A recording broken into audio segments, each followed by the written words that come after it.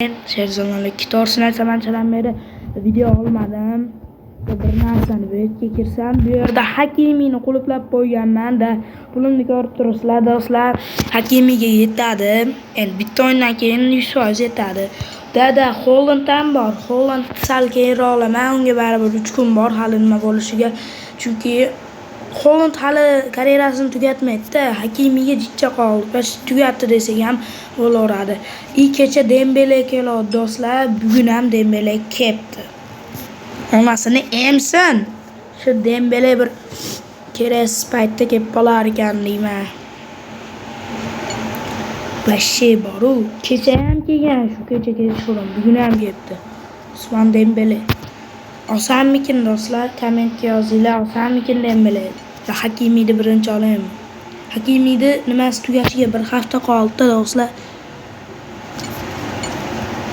Hop. Mana qora o'yinchini 86 qildim do'stlar. Kuchaytiradiganida mana 84 edi, 86 qildim. Hop.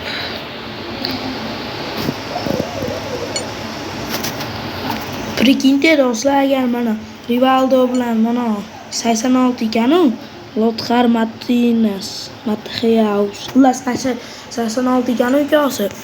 Hozir 84 bo'lsa, men 86 ga ko'targan bo'lsam, mo'la qanchalik bo'lar ekan 86 lar hozir?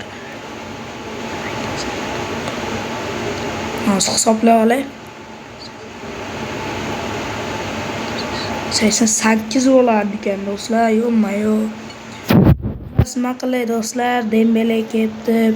Yo Sabrissimo qilaymi? Ikki oyog'i rabotchi ekan, ikkita oyog'ida o'ynaydi ekan xullas. Nima qilay do'stlar? Hali Holland ham bor bu yerda, onasini emsin. O'z Hollandni bekar Usman Dembele kelganda. Nima qilsam bo'ladi do'stlar? Hozir Monga to'plasam, Moni bekitib, Dembeleni bekitib bunga to'plasam, Holland qolib ketadi. Agar Hakimini olmasdan Dembeleni olsam, bu ham bo'lmaydi. Chunki Hakimi karyerasini tugatyapti.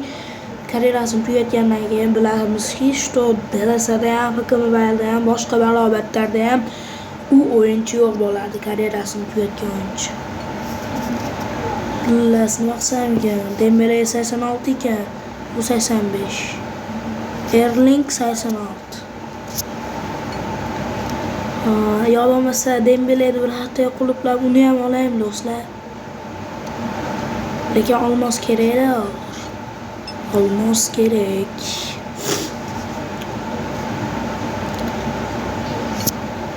Nima qilsam bo'ladi? Ramos ham yaxshi o'yinchi ekan, udarini qaranglar, 82. Rosa oltin emas ekanda, shunisi yomon.